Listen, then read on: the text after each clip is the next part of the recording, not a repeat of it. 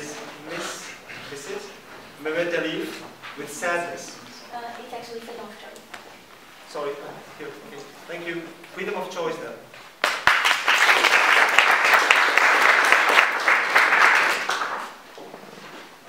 Rubbish. What is this? How many times do you want me to tell you? We want Olympiads. We don't care about your model United Nations conferences or about any social science activities at all. Now, stop irritating me and go prepare for your Mathematics Olympiad, which is, by the way, approaching very soon. And remember, you must be selected for the international phase this year. Your Royal Highness, honorable members of the jury, ladies and gentlemen, my name is Elif Memet, and the extract I've presented you before, not less recent than 1 year ago, is part of a discussion between a principal and a very bright student from a very well-known, academically successful high school in Bucharest.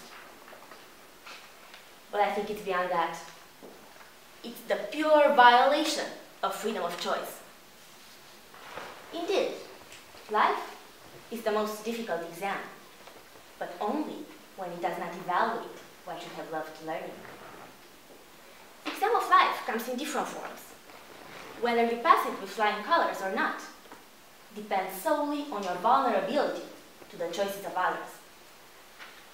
Education, democracy, freedom of speech, freedom of choice,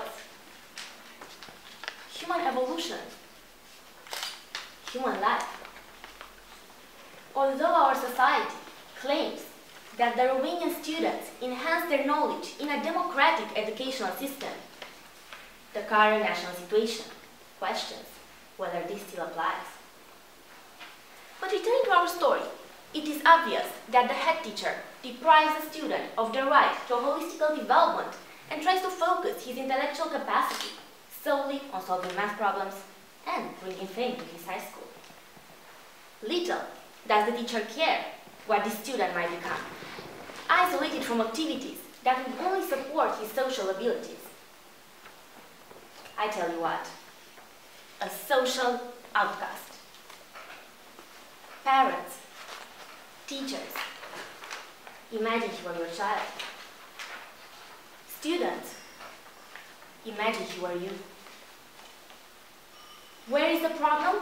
Romania advocates the excellence in science fields more than the creation of social human beings.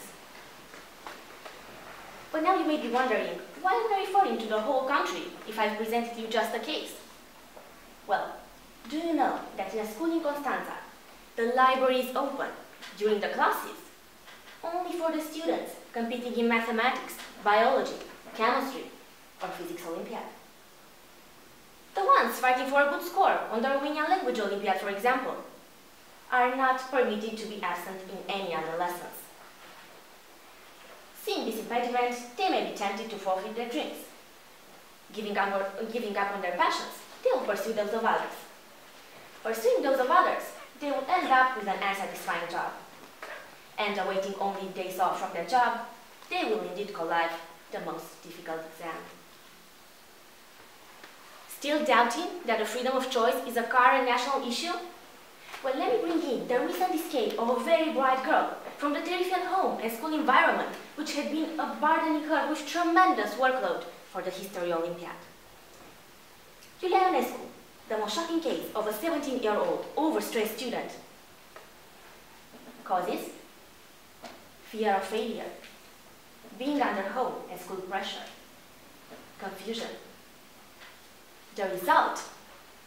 Lack of communication with her parents, teachers, and friends. Later, shelter found in a monastery. I am not going to exaggerate and claim that the majority of us will end up like her, but have we, the society, come this far? Martin Luther King Jr. once said, "We guided missiles, but we misguided men." Consequently, shall we pledge for more national focus on the social student, on respecting the officially alleged democratic system? Shall we, in vain, what we, the students, must do is nurturing self-esteem and learning our rights to choose freely what we would like to pursue. Later on in life, our passions applied in a job from which you won't expect just vacations, in a life which you won't regard as the most difficult exam. As freedom is the most important choice in life, let me choose. Thank you.